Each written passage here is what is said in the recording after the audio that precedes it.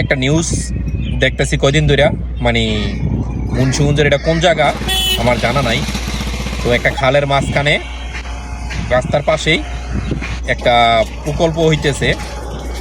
তো এটা কারা করতেছে, এটা কি তার নিজস্ব সম্পত্তি কিনা, না এটা কোনো সরকারি সম্পত্তি দখল কইরা এই কাজগুলো করা হইতেছে, এটা অবশ্যই ক্লিয়ার করা দরকার যে এই কাজগুলো করাইতেছে।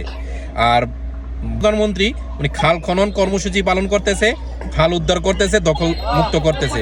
আর এটা তো দেখে মনে হইতেছে খালের পাশে উনি নিজে একটা প্রকল্প বানাইতেছে। তো মাননীয় তারেক রহমান কি জানে কিনা যে খাল দখল করার জন্য একজন ব্যস্ত আছে। তো আমার কথা হয়েছে কি, এটা যদি তার নিজস্ব সম্পত্তি হয়ে থাকে তো অবশ্যই তার ডকুমেন্ট প্রমাণ করুক যে এটা আমার নিজস্ব সম্পত্তির ভিতরে আমি কাজ করতেছি, আমি সরকারি কোনো খাল জমিতে না, সরকারি খালের ভিতরে না। আর যদি উনি সরকারি প্রকল্প যদি দখল কইরা থাকে, কইরা যদি এই ধরনের কাজ করতে থাকে, তো আপনার মেয়াদ 5 বছর, 100% আপনার মেয়াদ দিলাম 5 বছর। কারণ সরকার যখন চেঞ্জ হইব তখন কিন্তু আপনার গাট্টি বস্কা গোল কইরা এখান থেকে চলে যাইতেইব। কারণ আপনি যদি দখল করে থাকেন সরকারি জায়গা, অন্য কোনো সরকার যদি ক্ষমতায় আসে তখন আপনার পাশার ভিতরে লাত্তি দেওয়া অবশ্যই খেদাই দিব, কোনো লাভ হইব না। আপনি 5 বছর কামাইতে পারবেন, 5 বছর পরে মাস সালাম টাটা বাই বাই।